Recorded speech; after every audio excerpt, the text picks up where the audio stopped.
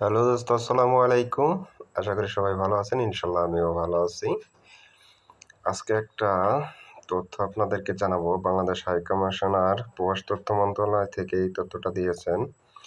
যারা মালয়েশিয়া কাজ করেন, পামেল বাগান কিংবা যে কোনো ফ্যাক্টরি, যে কোনো কাজ করেন, যে যেখানে আছেন আপনারা সেখানেই কাজ করবেন।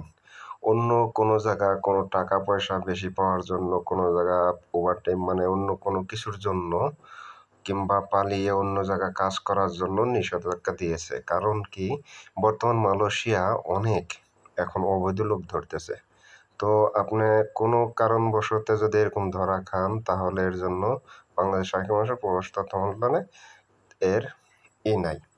তো তারা এই নিষেধাজ্ঞা দিয়েছে। এই কারণে মনে করেন কি, আপনারা যে যেখানে আছেন আপাতত এখানে কাজ করা তাহলে থাকেন, অন্য কোনো কোম্পানিতে যাওয়ার কোনো দরকার নাই কিংবা কাজের কোনো ইসের দরকার নাই। আর কোনো জায়গায় পলাইয়া কাজ করার কোনো নেই। তো এখন যদি আপনারা যে কোনো কোম্পানিতে আছেন, যদি ওই কোম্পানিতে কোনো সমস্যা হয়ে থাকে, তাহলে মনে করেন কি যে সমস্যা সমাধান করার জন্য তারাও আছে।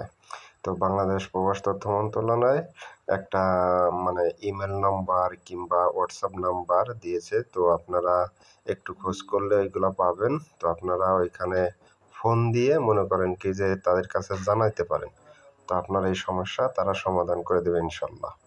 আশা করি যদি ভিডিওটা ভালো লেগে থাকে তাহলে চ্যানেলটাকে সাবস্ক্রাইব করে বেল বাটনটা অন করে রাখবেন পরবর্তী ভিডিও পেতে।